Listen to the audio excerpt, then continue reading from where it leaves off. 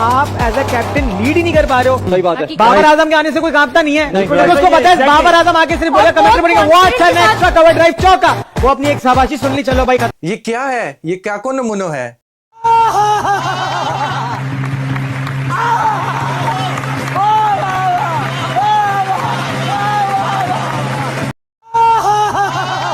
ये अभी ट्रेलर है, पिक्चर अभी बाकी है, मैं बोला है ना। पाकिस्तान में वापडा गलती करे तो कुछ ऐसी शक्लें हमें देखने को मिलती हैं।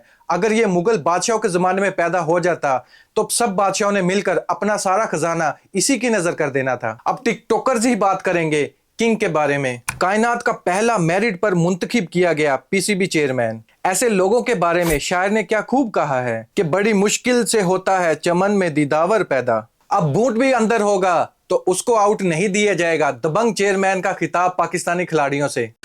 तू समझा? हाँ। नहीं, तू समझा नहीं। अभी बदत है भाई, अभी बदत है। आउट आउट कासना ओ बूट विच पे आवा, हेलो बूट विच पे आवा, आउट कासना। जो आज मेरिट की बात करते हैं उसकी खुद की, और जो शहनशाह अफरीदी है पाकिस्तान के टी20 के कैप्टन, क्या उसकी सिलेक्शन मेरिट पर हुई है? टेस्ट कैप्टन है जो हमारा शान मसूद, उसकी सिलेक्शन क्या मेरिट पर हुई है? टी20 में इतने बाबर आजम मैच नहीं आ रहा जितने ये अर्ली स्टेज में अपने मैच हार चुके हैं दोनों captain. Mohammad Rizwan, if you think you will catch Babar Azam with money bank bowlers, no you can't, because he has own bank in every area. He is real king of cricket. Babar Azam के बारे में सभी लोग बात करना चाहते हैं, एक्टर्स, फेमस लोग, लेकिन बाबर आजम किसी के बारे में बात नहीं करता।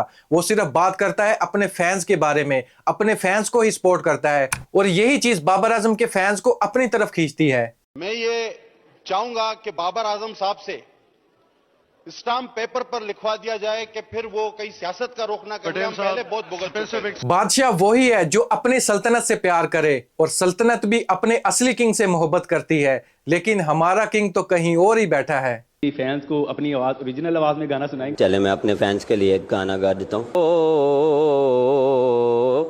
काले दे लिबास तीसी किंग ने मन कोरी, जोर जोर जावे मेरे काले रंग पे तो। आसिफ अली के सारे क्रिकेट के गुनाह माफ। आसिफ अली ने शानदार कैच पकड़कर 6 रन बचाए और पेशावर ज़ल्मी ने आखिरकार 4 रन से मैच अपने नाम किया। व्हाट अ कैच यार, unbelievable, absolutely catch of the match, but he can do that in MCG against Virat Kohli. Pakistani अवाम पाकिस्तान में टीम में दी हुई परफॉर्मेंस कभी भी नहीं भूलती, चाहे वो अच्छी हो चाहे बुरी हो। अच्छी परफॉर्मेंस हुई तो आप हीरो हो, अगर खराब हुई तो आप जीरो हो। व्हाट अबाउट सर खुशदिल शाह, जो इत्थे पैड़े वो हर जगह ही पैड़े। पाकिस्तान टीम में जगह मिली उथे पैड़े, फील्डिंग में जगह मिली उथे पैड़े, और बैटिंग में तो सबसे बड़े पैड़े। मुल्तान सुल्तान को चाहिए इससे हाथ जोड़कर अपनी जान छुड़वा ले, वरना ये आपको ऐसे ही बर्बाद करवाएगा बड़ी स्टेज पर। इस वक्त पूरे पाकिस्तान की ही सीटें गीली हैं। आप स्टेडियम की बात कर रहे हो जनाब। एक तूफान आया था, सबको बहा कर ले गया। आपसे रिक्वेस्ट है, घर में बैठकर मैच देखो टीवी पर, ग्राउंड में जाना फर्ज नहीं, मौसम से लड़ा नहीं जा सकता। 4000 टिकट के आपने पैसे जाया ही किए। Peshawar Zalmi new bowler Mehran, but today like bowling his land cruiser. PCB को इस पर इन्वेस्ट करना चाहिए ताकि ये कल को बुगाटी जैसी परफॉर्मेंस दे। अस्सलाम वालेकुम दोस्तों, again Babar Azam, again 50, again Peshawar Zalmi match win.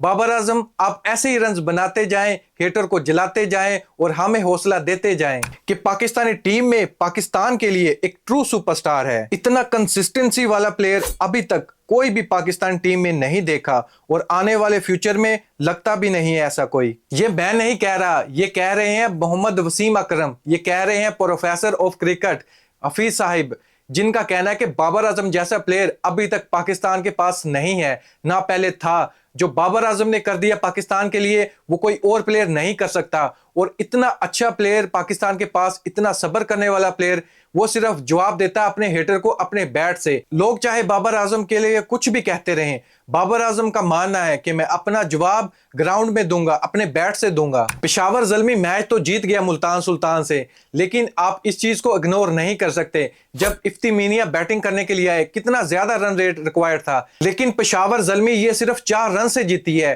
क्यों? इफ्ती मीनिया की बदौलत। इफ्ती मीनिया ने क्या कमाल की बैटिंग दिखाई। आप लोग टी20 की खूबसूरती नोट करें कि एक बॉल कितनी इंपॉर्टेंट है। अगर आप अंदाजा लगाएं, इफ्ती चाचा होता और एक बॉल और रह रही होती तो क्या मुल्तान सुल्तान ये मैच अपने हाथों से जाने देती? कभी भी नहीं। जैसे इफ्ती मियां बैटिंग कर रहे थे तो एक कैच ड्रॉप करना कितना मुश्किल हो सकता है एक टीम के लिए, ये अंदाजा नहीं है। आज फिर वही हुआ, पीएसएल का नया मैच था लेकिन हमारे लिए पुराना ही मैच था, क्योंकि जो टीम ज्यादा कैच ड्रॉप करती है वही विन करती है। पेशावर ज़ल्मी की तरफ से तो हमें यह भी देखने को मिला, सीने पर गोलियां खा रहे थे कैच ड्रॉप करने की सूरत में। चाचा इफ्तिखार का कहना, अगर एक और बॉल मिल जाती तो मुल्तान सुल्तान आज ये मैच जीत चुकी होती। आप लोग खुद सोचें, जहां पर इफ्ती मियां बैटिंग कर रहे थे और जिस स्टाइल से और जिस स्ट्राइक रेट से, क्या पेशावर ज़ल्मी ये मैच जीत सकती थी? Sayam Ayub new gun for Pakistan. Sayam Ayub इस पीएसएल में सबसे ज्यादा छक्के लगाने वाले पहले बैट्समैन बन गए हैं। दूसरे नंबर पर है चाचा इफ्तिखार। जितने भी पाकिस्तान टीम के पास नए प्लेयर आ रहे हैं, नए टैलेंट आ रहा है, उनके पास थोड़ा सब्र ही नहीं है, थोड़ा पिच पर खड़ा होना चाहते ही नहीं है। वो चाहते हैं, उनका कुछ अलग ही एसओपी है, अपने अलग ही स्टाइल से खेलना चाहते हैं। एक छक्का लग गया, 2 छक्के लगे, लेकिन वो रुकना है इनका नाम ही नहीं लेते। सायम अयूब ने लगातार 2 हिट कर ली, फिर तीसरी हिट को रोकने के लिए बाबर आजम ने रोका होगा उसको कि अब बस कर, रोकने पे वो आउट हो गया, नहीं तो वो भी छक्का ही होना था। उसामा मीर को क्रेडिट जाता है सायम अयूब को आउट करने का। एक रिस्की डिसीजन था रिव्यू लेने का और रिजल्ट मिला 100%। मोहम्मद रिजवान तो रिव्यू नहीं लेना चाहते थे, लेकिन उसामा मीर ने फोर्स करके रिव्यू लिया और सायम अयूब को आउट किया और वहीं से मैच टर्न हुआ। उसके बाद लगातार 24 बॉल हो चुकी थी, कोई बाउंड्री नहीं आई थी। बाबर आजम खेल रहे थे, एक तो पावर प्ले भी ओपन हो गया था, दूसरा डी ग्रॉम जिसकी बिल्कुल ही फॉर्म नहीं है, वो इतनी ज्यादा गेंदें खाकर चला गया और आउट होकर चला गया। वहां से स्कोर और रन रेट गिर गया था। उसके बाद आए पेशावर ज़ल्मी की तरफ से न्यू बैट्समैन हसीबुल्ला।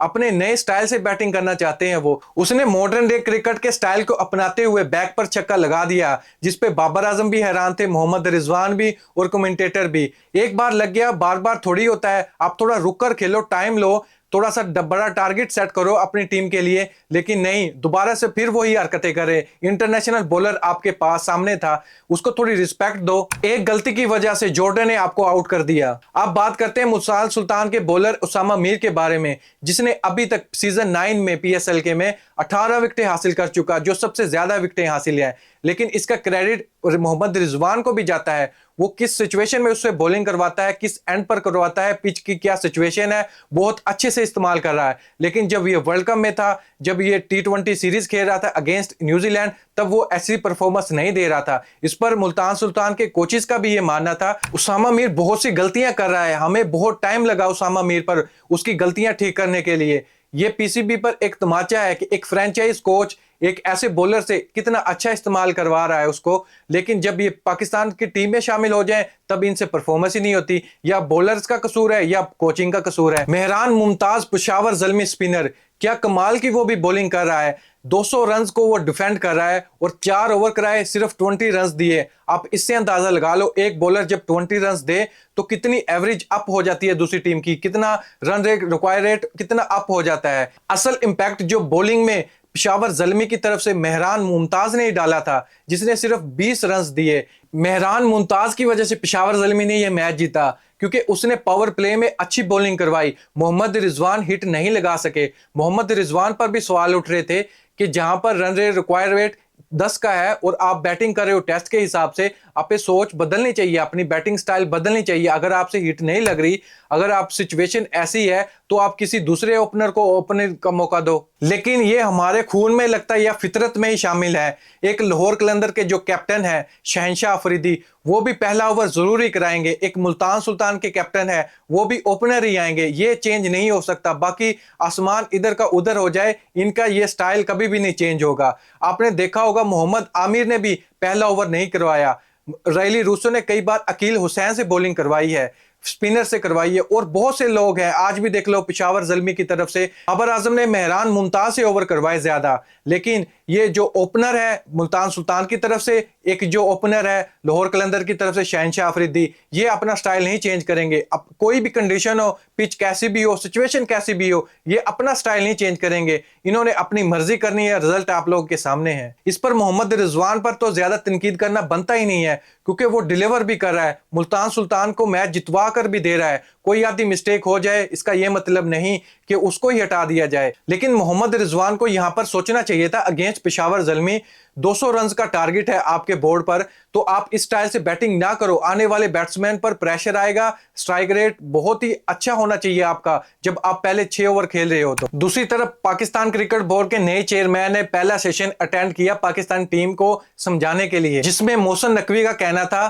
कि पाकिस्तान क्रिकेट बोर्ड में कोई सिफारिश नहीं चलेगी, मेरिट पर सिलेक्शन होगी, किसी की बात नहीं मानी जाएगी। कोई जो भी टीम सिलेक्ट होगी अगर परफॉर्मेंस ना दी तो उसको घर भी जाना पड़ेगा। हम इसका गलत मतलब नहीं ले रहे कि अगर कोई अच्छा प्लेयर है तो वो ही टीम में शामिल रहे। अगर किसी न्यू टैलेंट में अच्छी परफॉर्मेंस देने की एबिलिटी है उसको हम टीम में लेकर आएंगे, उसको चांस देंगे। और इसका यह भी मतलब नहीं है कि अगर कोई प्लेयर पाकिस्तान टीम से बाहर हो गया तो वो 4 साल तक इंतजार ही करेगा। अगर वो उसी टाइम इंप्रूवमेंट लेकर आया, डोमेस्टिक क्रिकेट खेली, अच्छी परफॉर्मेंस दी, तो वो उसी टाइम भी पाकिस्तान क्रिकेट में दोबारा शामिल हो सकता है। हमें बेस्ट से बेस्ट बनाना है। मजीद ये भी कहना था कि मैं यहाँ पर तनकीद करने नहीं आया, किसी पर किसी की खामियां निकालने नहीं आया। जो भी पीछे हो गया, पीसीबी चेयरमैन ने क्या कर दिया क्या नहीं, उस पर बात नहीं होगी, सिर्फ परफॉर्मेंस पर बात होगी। वर्ल्ड कप आने वाला है, उस पर बात होगी।